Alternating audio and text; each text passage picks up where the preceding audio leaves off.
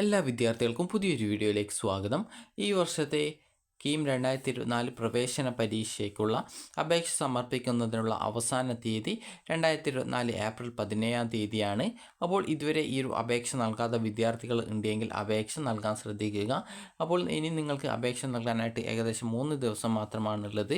അതുപോലെ തന്നെ വിദ്യാർത്ഥികൾക്ക് റിസർവേഷൻ ഡോക്യുമെൻറ്റുകൾ അപ്ലോഡ് ചെയ്യുന്നതിനായിട്ട് ഏപ്രിൽ 24 തീയതി വരെ അവസരം നൽകിയിട്ടുണ്ട്. അപ്പോൾ ഏപ്രിൽ 24 തീയതി ഫൈനൽ സ്റ്റെപ്പായിട്ടുള്ള നിങ്ങളുടെ റിസർവേഷൻ ഡോക്യുമെൻറ്റുകളൊക്കെ അപ്ലോഡ് ചെയ്യുന്നതിനായിട്ടാണ് അവസരം നൽകിയിട്ടുള്ളത്. രജിസ്ട്രേഷൻ ചെയ്യാനുള്ള ലാസ്റ്റ് ഡേറ്റ് ഏപ്രിൽ 17 തീയതിയാണ്.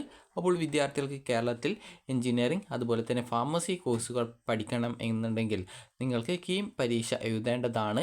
ഫാർമസി കോഴ്സ് ആഗ്രഹിക്കുന്ന വിദ്യാർത്ഥികൾ പേപ്പർ 1 ആയിട്ടുള്ള ഫിസിക്സ് ആൻഡ് കെമിസ്ട്രിയും അതുപോലെ എഞ്ചിനീയറിംഗ് ആഗ്രഹിക്കുന്ന വിദ്യാർത്ഥികൾ ആണെങ്കിൽ പേപ്പർ 1 ആയിട്ടുള്ള ഫിസിക്സ് ആൻഡ് കെമിസ്ട്രി അതുപോലെ തന്നെ പേപ്പർ 2 ആയിട്ടുള്ള മാത്തമാറ്റിക്സ് എന്നിവയാണ് എഴുതേണ്ടത്.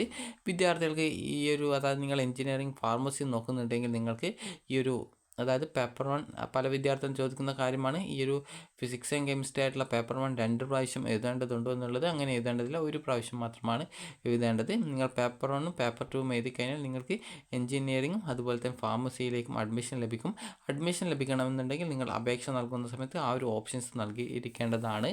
അതുപോലെ തന്നെ വിദ്യാർത്ഥികൾക്ക് MBBS BDS അതുപോലെ തന്നെ ആയുർവേദ, ഹോമിയോ, സിദ്ധ, യുനാനി എന്നിങ്ങനെയുള്ള മെഡിക്കൽ കോഴ്സുകളും അതുപോലെ അഗ്രികൾച്ചർ, വെറ്റിനറി, ഫിഷറീസ്, ഫോറസ്ട്രി അതുപോലെ corporation and banking, climate change and environmental science, BTech, biotechnology എന്നിങ്ങനെയുള്ള മെഡിക്കൽ അലൈഡ് കോഴ്സസിലേക്കും അതുപോലെ തന്നെ പ്രവേശനം ലഭിക്കണം എന്നുണ്ടെങ്കിൽ നിങ്ങൾ നീറ്റ് എക്സാം ക്വാളിഫൈ ചെയ്തിരിക്കേണ്ടതാണ്. നിങ്ങളുടെ നീറ്റ് റിസൾട്ട് വരുന്ന സമയത്ത് വെബ്സൈറ്റിൽ അപ്ലോഡ് ചെയ്തുകൊണ്ട് നിങ്ങൾക്ക് കേരളത്തിലെ മെഡിക്കൽ കോളേജുകളിലേക്കുള്ള പ്രവേശനത്തിനായിട്ട് അതായത് അലോട്ട്മെൻറ്റുകളിൽ പങ്കെടുക്കാൻ സാധിക്കുന്നതാണ്. അതുപോലെ തന്നെ ആർക്കിടെക്ചർ കോഴ്സിലേക്ക് പ്രവേശനം ആഗ്രഹിക്കുന്ന വിദ്യാർത്ഥികൾ നാറ്റ എക്സാമിനേഷൻ ക്വാളിഫൈ ചെയ്തിരിക്കണം. അതിൻ്റെ മാർക്കും ഈ ഒരു റിസൾട്ട് വരുന്ന സമയത്ത് അപ്ലോഡ് ചെയ്തുകൊണ്ട് നിങ്ങൾക്ക് ആ ഒരു അലോട്ട്മെൻറ്റിൽ പങ്കെടുക്കാവുന്നതാണ്. അപ്പോൾ നിങ്ങൾ അപേക്ഷ നൽകുന്ന സമയത്ത് നിങ്ങൾ പ്രധാനമായിട്ടും ശ്രദ്ധിക്കേണ്ടത് ഈ ഒരു രീതിയിൽ 4 ഓപ്ഷൻസ് ആണ് ഉണ്ടാവുക. നിങ്ങൾക്ക് ഏതൊക്കെ വേണമെന്നുള്ളത് ഇപ്പോൾ തന്നെ സെലക്ട് ചെയ്യണം. പിന്നീട് സെലക്ട് ചെയ്യാനുള്ള ഓപ്ഷൻ ഉണ്ടാവില്ല. അപ്പോൾ ആദ്യം തന്നെ എൻജിനീയറിംഗ് ആണ് ഉണ്ടാവുക. അതുപോലെ തന്നെ പിന്നീട് ഉണ്ടാവുക ആർക്കിടെക്ചറാണ്. അതുപോലെ പിന്നീട് മെഡിക്കൽ ആൻഡ് അലൈഡ് കോഴ്സസ് ആണ്. അതുപോലെ തന്നെ പിന്നീട് ഫാർമസി കോഴ്സസ് ആണ്.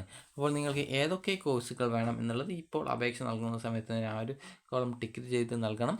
ഇല്ലെങ്കിൽ പിന്നീട് നൽകാനായിട്ട് സാധിക്കുന്നതല്ല. അതുകൊണ്ട് തന്നെ വിദ്യാർത്ഥികൾ പ്രത്യേകം ശ്രദ്ധിക്കുക. അപ്പോൾ നിങ്ങൾക്ക് വേണ്ട ഓപ്ഷനുകളൊക്കെ നിങ്ങൾ സെലക്ട് ചെയ്തുകൊണ്ട് ഈ ഒരു എക്സാം എഴുതാനായിട്ട് ശ്രദ്ധിക്കുക.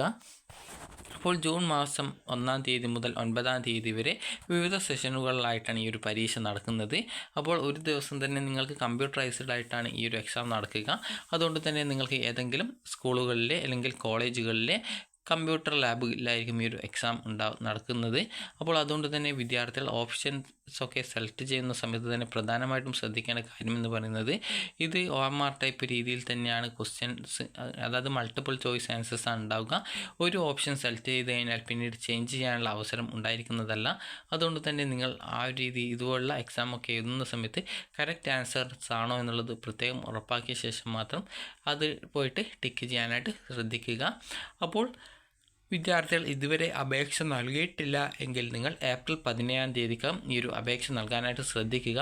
അപ്പോൾ നിങ്ങൾക്ക് ഈ ഒരു വീഡിയോ ഉപകാരപ്രദമായിട്ടുണ്ടെങ്കിൽ ലൈക്ക് ചെയ്യുക, ഷെയർ ചെയ്യുക. Thank you for watching.